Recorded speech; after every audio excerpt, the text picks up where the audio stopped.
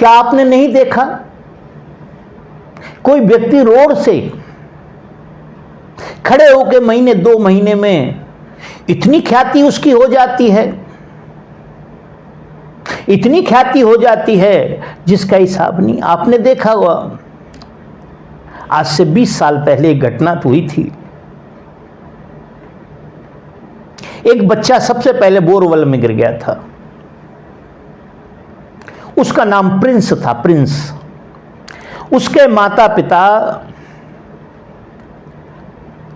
Road के ऊपर पत्थर तोड़ा करते थे और 2 बाजरे के टिक्कर और प्याज को लेकर के आराम से खाया करते थे। वो बच्चा उनके साथ था और अचानक बच्चा खेलते खेलते चला गया और वो बोरवेल में गिर गया। जब वो गिरा तब तक उसका प्रारब्ध था कि वो पत्थर तोड़ने वाले का बेटा था,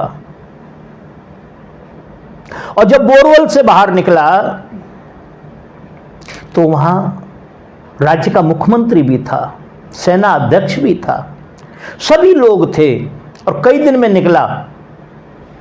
और जब वो निकला तो उसका नाम प्रिंस था, वो प्रिंस ही होके निकला। एक बार मैं पेपर पढ़ रहा था तो मैंने देखा कि पेपर में था कि प्रिंस को चॉकलेट खा करके कब्ज हो गई। मैंने बड़ा विचार किया, देखो इसका प्रारब्ध कितना जोर का है। जिस दिन बोरवेल में गिरा था उस दिन बाजरे की रोटी खा करके इसको कोई समस्या नहीं हुई, अब चॉकलेट खा करके इसको समस्या और बड़ी बड़ी मंचों से उसे पुरस्कृत किया गया, उसे बुलाया, बड़ी बड़ी सोसाइटियों में बुलाया। बोरवेल में गिरने से पहले तो नहीं बुलाया था किसी ने, उसको बुलाया था? नहीं बुलाया था। इसी का नाम प्रारब्ध है। परमात्मा जो करता है वो मनुष्य को नहीं मालूम होता। देखने में तो हम दिखाई देते हैं, बुरा काम हमने किया, अच्छा काम हमने किया, सारे काम हमने किए, मगर प्रेरणा कहां से मिली हमको? अच्छे बुरे कर्म करने की प्रेरणा कहां से मिली हमको? मस्तिष्क से। और कई बार हमारा उद्देश्य भी नहीं होता बुरा करने का या भला करने का। हम अपने देखे अच्छा करते हैं, हम अपने देखे बुरा करते हैं, मगर उसका रिजल्ट उल्टा आता है। रिजल्ट उसका उल्टा आता है, अच्छा या बुरा आता है। देखा होगा आपने। अब मैं दूसरी तरफ आपको लेके चलता हूं। जितने संत महापुरुष आए संसार में, क्या उन्होंने अपने जीवन में एक दिन भी सुख की सांस ली? इस संसार ने, इस सिस्टम ने अनेक प्रकार का कष्ट पैदा किया उनके सामने, कठिनाइयां पैदा की, मगर वो फिर भी चलते रहे, रुके नहीं। एक बार विवेकानंद जी के गुरु हुए हैं रामकृष्ण परमहंस,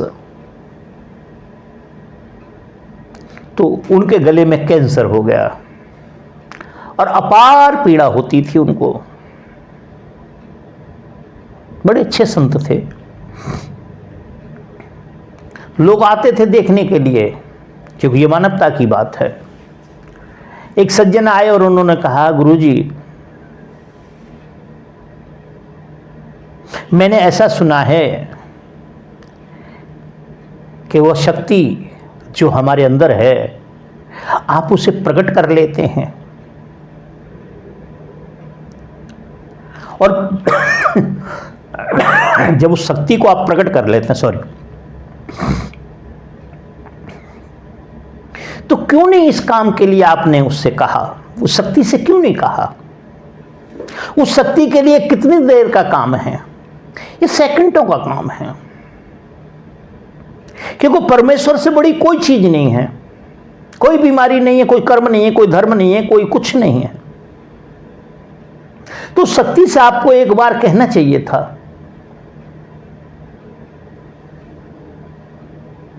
रामकृष्ण परमहंस जी ने कहा कि हाँ आप ठीक कह रहे हैं, मेरे को तो इस बात का ध्यान ही नहीं था, इस बात का बोध ही नहीं था मेरे को। दूसरा दिन हुआ, ध्यान में बैठे वो। जब ध्यान में बैठे तो शक्ति प्रकट हुई। उन्होंने कहा माते, ये मेरे को जो अपार पीड़ा हो रही है, क्यों? क्या इसका कोई निवारण नहीं है? क्या मैं ठीक नहीं हो सकता? क्या यही पीड़ा के साथ मुझे शरीर छोड़ना पड़ेगा? उस शक्ति ने कहा नहीं, मैं 1 सेकंड में ठीक कर सकती हूं आपको, 1 सेकंड में अभी ठीक हो जाएंगे। मगर आप ये देखना कि इस कर्म को भोगने के लिए तुम्हें आगे का जन्म लेना पड़ेगा। आगे के लिए जन्म लेना पड़ेगा। किस लिए? इस कर्म को भोगने के लिए। जय काया से पातक होई, बिन जागे बिन भोगे न दूर दुख होई। राम को देख लें, कृष्ण को देख लें, शिव को देख लें, जितने भी महापुरुष हुए हैं हमारे, कबीर को देख लें, पलटू को देख लें, दादू को देख लें, रैदास जी को देख लें, नानक जी को देख लें, सुंदरदास जी को देख लें। इन्होंने अपनी अपनी चर्चाएं हैं, अपने अपने मुखारबिंद से पिछले कर्मों की चर्चाएं की हैं और उन्होंने भोगा भी है।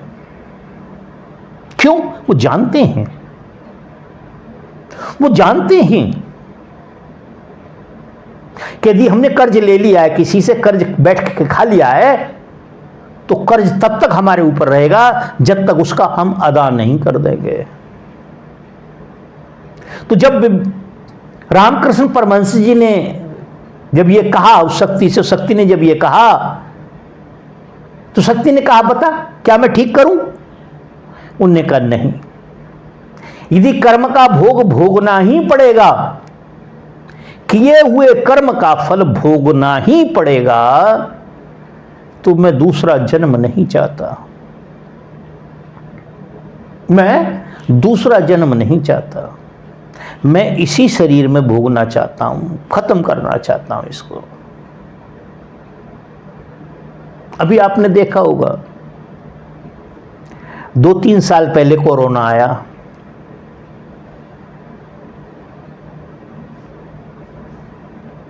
क्या कोई रोक पाया उसको? और जिनको जाना था वो गए, वैक्सीन बनी बाद में बनी। क्या आपने कभी सुना था कि पूरे वर्ल्ड के अंदर ट्रेनें रुक गई हों, उनके पहिए ना चल रहे हों, पूरा वर्ल्ड शांत हो गया, पूरा वर्ल्ड रुक गया? क्यों? प्रारब्ध। प्रारब्ध का अर्थ ही समझने की है सिर्फ बात। जिस दिन हम प्रारब्ध को समझ लेते हैं फिर हमें शांति हो जाती है, फिर हमारे जीवन में अशांति नहीं रहती। अशांति तभी तक रहती है जब तक हम कर्म को प्रधानता देते रहते हैं। कारण मैंने बेलदारी की, मजदूरी की, मालिक ने मुझे पैसे दे दिए, तो क्या मैं उसका ऋणी हो गया? नहीं। क्या वो मेरा ऋणी हो गया? नहीं। मगर बात यह है कि काम ज्यादा करा लिए, पैसे कम दिए। और यदि वो व्यक्ति ये बात मान ले कि भाई उसने पैसे दिए, काम तो करना ही था और इतना ही काम आज करना था, हमारे साथ आज ऐसा ही होना था। जैसे रात्रि में दूध पीने की आदत है तकरीबन हमारे भारत में। पता लगा दूध का गिलास रखा था, बिल्ली ने मुंह मार दिया, कुत्ते ने मुंह मार दिया उसमें। यदि हम ईश्वरवादी हैं परमेश्वर को मानते हैं, उसके विधान को मानते हैं, तो हम ये कहेंगे कि नहीं, इसमें भी कोई भलाई है। आज परमेश्वर ने इस कुत्ते के माध्यम से, इस बिल्ली के माध्यम से हमारी रक्षा कर दी। क्यों? कि इस दूध से हमें नुकसान हो सकता था। परमेश्वर बड़ा कृपालु, बड़ा दयालु है। उससे बड़ा कृपालु और दयालु संसार में कोई है नहीं।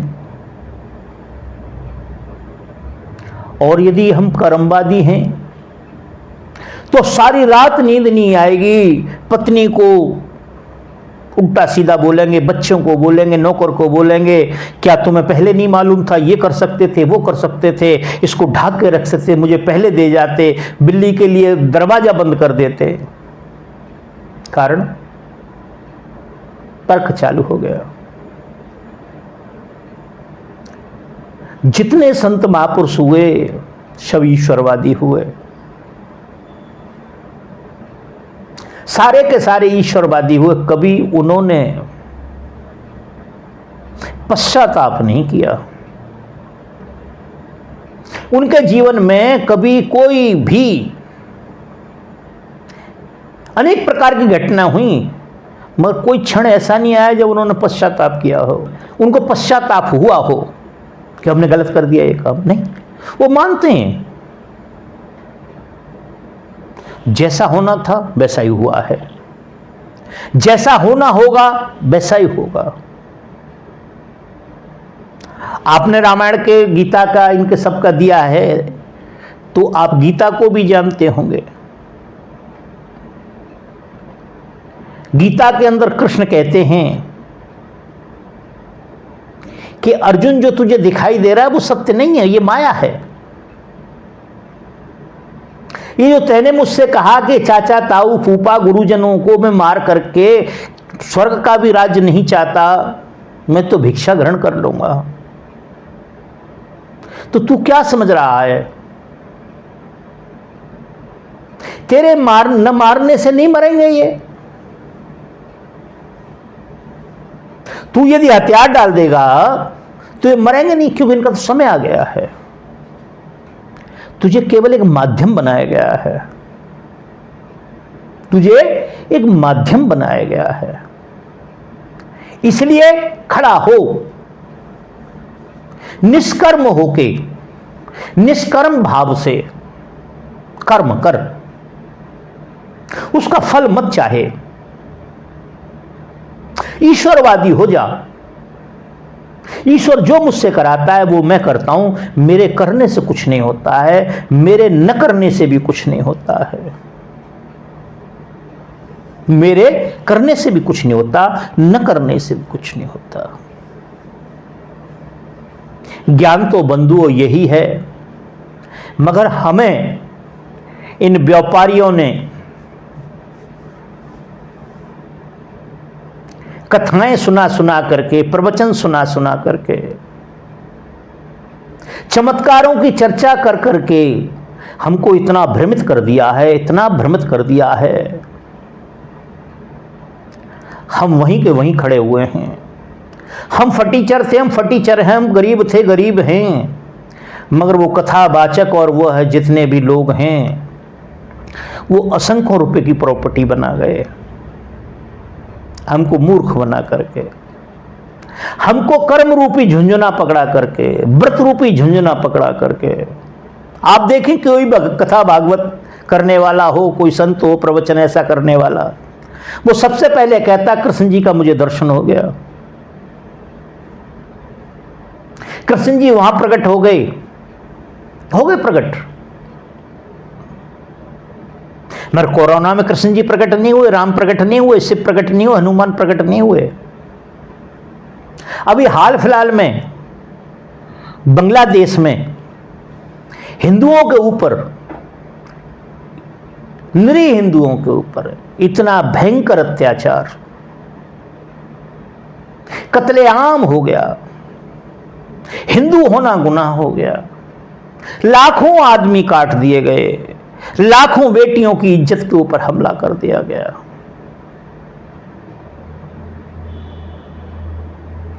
वहां कोई भगवान प्रकट नहीं हुआ।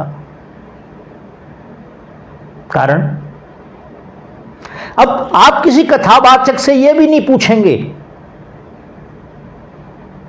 कि वहां कृष्ण क्यों नहीं प्रकट हुआ, वहां राम क्यों नहीं प्रकट हुआ, हनुमान क्यों नहीं प्रकट हुआ, क्योंकि आप पहले से डरे हुए हैं। हम सनातनी लोग हैं। सनातन में हम ईश्वर को मानते हैं, जन्म मरण को मानते हैं, कर्म के फल को मानते हैं। और यदि हम कर्म के फल को मानते हैं तो हमें ईश्वरवादी होना पड़ेगा, तब हमें शांति होगी, अथवा शांति नहीं होगी।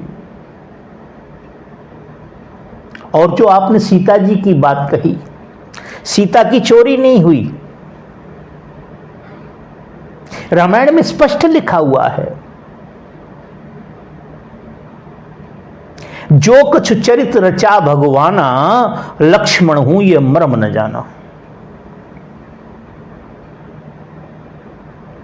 राम सीता को कहते हैं कि तुम पावक में करो निवासा, जो लग करो निशाचर नासा। आप अग्नि में वास कर जाएं, पावक माने अग्नि को कहते हैं, अग्नि में वास कर जाएं, मैं तब तक राक्षसों को नाश कर दूंगा। तुम पावक में करो निवासा, जो लग करो निशाचर नासा। लक्ष्मण पुष्प लेने गए थे,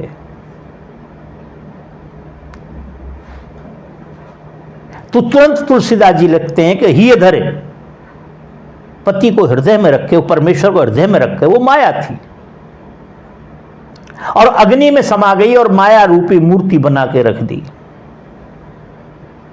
तो वहां लिखा तुलसीदास जी ने, जो आपने कहा ना कि कर्म को दोष लगाते हैं, मिथ्या दोष लगाए।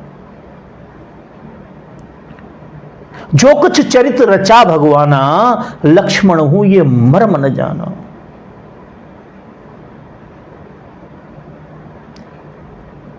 मनुष्य की तो बात क्या है, ये जो महापुरुष आए, परमात्मा की भेजी हुई शक्तियां आई, जो इस संसार को कुछ दे करके यहां से प्रस्थान कर गई, राम हुए, कृष्ण हुए, कबीर हुए, ये जितने भी संत महापुरुष आए, सबने हमको यही बात सिखाई। राम ने यही तो कहा हमसे कि दुनिया में कितना बड़ा भी रावण खड़ा हो जाए आपके सामने, कितना बड़ा दैत्य खड़ा हो जाए, मगर आप अपने धैर्यता को न छोड़ें। ईश्वर से विमुख न हों। जो आपके प्रारब्ध हैं वो सामने आपके आ जाएगा। जो आपका है वो आपके पीछे पीछे घूम रहा है, जो आपका नहीं है आप उसके पीछे पीछे घूमें, कुछ प्राप्त नहीं होगा आपको। कृष्ण ने क्या कहा, यही कहा। कृष्ण यदि कर्मवादी होते तो जिस दिन जन्म हुआ उसी दिन अपने माता पिता को मुक्त कर देते। मैंने ऐसा पढ़ा सुना है, मैं इसमें थोड़ा विस्मृत हूं। 11 साल या 12 साल के बाद उनको मुक्ति दिलाई कृष्ण ने। क्यों? क्योंकि उनका प्रारब्ध था, उनका भोग था, उनको भोगना था। तो बंधुओं और विशेषतः बालकराम जी, आपका प्रश्न था, जैसा मेरे से आया मैंने आपको बताया। वैसे तो पूर्ण ज्ञानी मैं नहीं हूँ, परमेश्वर है। पूर्ण ज्ञानी परमेश्वर होता है। मेरे से जैसा बना, जैसा गुरुओं ने सिखाया, जैसा बताया, जैसा मैंने अनुभव किया, वैसा आपको बताया। और इसके बावजूद भी यदि आपकी शंका कहीं हो तो दोबारा फिर आप पत्र भेजें, फिर प्रयास करेंगे। और यदि संतुष्ट हो गए हों तो ठीक है, कोई बात नहीं, और नहीं हुए तो फिर आप दोबारा इस बात को करें। धन्यवाद।